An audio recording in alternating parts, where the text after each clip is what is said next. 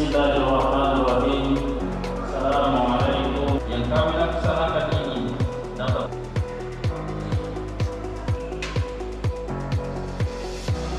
Bismillahirrahmanirrahim. Salam sejahtera.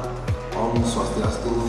Akan melaksanakan giat pemusnahan barang diamankan pada hari Jumat tanggal 4 Februari.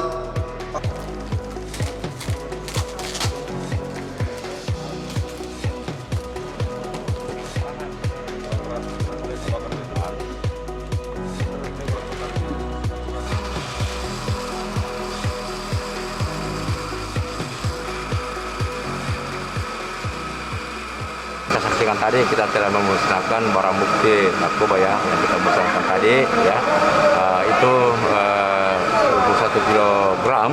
Tetapi tentunya kita sisihkan sebagian untuk proses persidangan nanti ya itu. Jadi tentunya ini dalam kasus ini sudah tahap pemberkasan, dan beberapa hari ke depan ini akan tahap 1 itu pengiriman berkas perkara ke jaksa penuntut.